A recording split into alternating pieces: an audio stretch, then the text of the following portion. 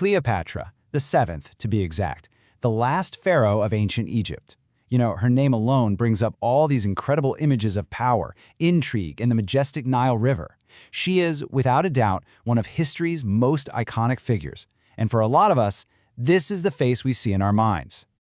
But here's the thing. What if I asked you a question that kind of throws a wrench in that whole image? Was she, actually Egyptian, ethnically? It sounds like it should be a simple yes or no, but the real answer is way more interesting. It's a story that takes us back through centuries of war, massive power grabs, and a very, very deliberate cultural divide. So, let's get into it. To really get to the bottom of this, we can't start with Cleopatra.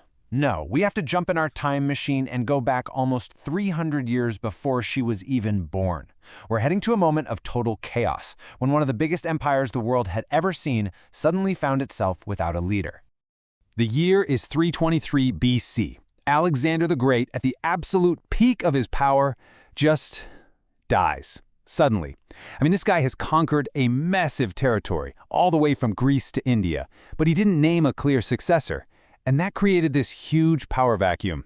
You can just imagine his top generals looking at each other, seeing a once-in-a-lifetime opportunity. So, what happens next is a total free-for-all. Alexander's top commanders, who we now call the diadochi, which literally means the successors, they immediately start fighting over the pieces of this crumbling empire. They carve it up like a pie, and the richest, most valuable piece of all, Egypt, goes to one of his most trusted generals, a guy named Ptolemy. And this man right here, Ptolemy I, also called Ptolemy Sator or Ptolemy the Savior, he is the guy who starts it all. He is the founder of the entire dynasty that Cleopatra herself would one day lead. And the key thing to know, he was not from Egypt, not even close. Now, when Ptolemy first got to Egypt, he wasn't calling himself a pharaoh. His official title was satrap, which is basically just a fancy word for a provincial governor. See, he was supposed to be ruling Egypt in the name of Alexander's now shattered empire. But Ptolemy had much, much bigger plans for himself. So let's get down to it. Who exactly was this guy? Well, Ptolemy was a Macedonian Greek general. He was born and raised in the mountains of northern Greece. He grew up with Alexander, became one of his closest commanders, even a personal bodyguard. Some historians even whisper that he might have been Alexander's illegitimate half-brother. The point is, his heritage, his culture, his bloodline, it was all firmly European.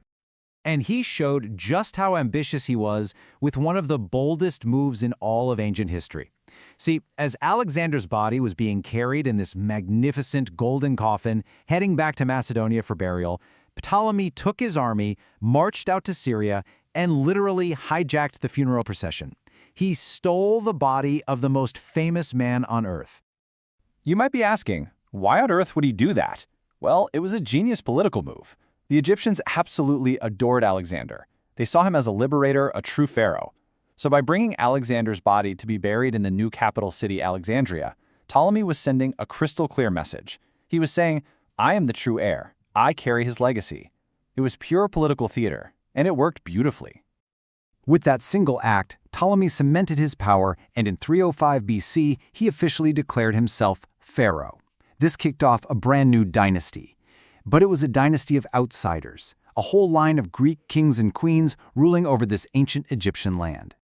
And we're not talking about a short-lived kingdom here. The Ptolemaic dynasty held on to power in Egypt for almost 300 years. Think about that. For 3 whole centuries, this Macedonian Greek family sat on the throne of the pharaohs. So, how in the world did they stay so distinctly Greek for so long? Simple. They created a strict separation between themselves, the ruling class, and the native Egyptians. The royal court spoke Greek. They lived by Greek or Hellenistic cultural norms, and, maybe most importantly, to keep what they saw as a pure bloodline, they practiced royal in-marriage. We're talking brothers marrying sisters, cousins marrying cousins, all to keep the power and the lineage within the family. And this is a really critical piece of the puzzle. The historian Michael Grant drives this point home, stating that in all their research, there are 0 known instances of a Ptolemaic king or queen marrying a native Egyptian. For 300 years, they were absolutely determined to remain ethnically separate from the people they ruled. So, how did they pull this off without constant rebellion? They played both sides brilliantly. To the Egyptian public, they were everything a pharaoh should be. They took the title, they had themselves carved on temples as god kings, and they poured tons of money into supporting the local religion.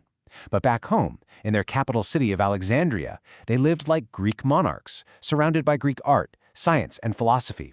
It was a cultural balancing act. And all of this long, complex history, it all leads us right back to Cleopatra. See, she wasn't just some random queen. She was the final product of these 300 years of Greek rule in Egypt. She was the last of the Ptolemaic line. When you look at the timeline, it just clicks. You see Ptolemy I kicking things off way back in 305 BC. Then you have centuries of his descendants ruling. And then, finally, in 69 BC, Cleopatra VII is born into this incredibly powerful and very, very Greek royal family. And if we zoom in on her immediate family, the picture gets even sharper. Her father was Ptolemy XII. Her mother was most likely a woman named Cleopatra V, who was probably her father's own sister or cousin. So yes, Cleopatra was the result of generations of in-marriage within a family that traced its ancestry directly back to Macedonia. So after laying out all the evidence, the verdict is pretty clear. Based on everything we know about her family's origins, their culture, and their marriage practices, Cleopatra VII was ethnically Macedonian Greek. By blood, she was not Egyptian. But, just saying that opens up a way bigger and I think more interesting conversation. A conversation about legacy, identity, and how we choose to see people from the past. Because if she wasn't ethnically Egyptian, then what was she?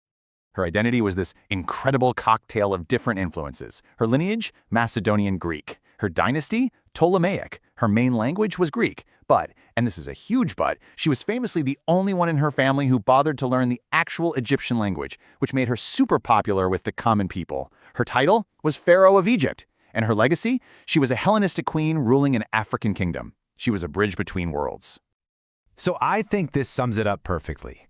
We'll always remember her as the last great pharaoh of Egypt, the legendary Queen of the Nile. But the incredible story of her family didn't start there. It began centuries before, not on the hot sands of Africa, but in the cool mountains of northern Greece. And that leaves us with one last thing to think about. And I'd really love to know what you think.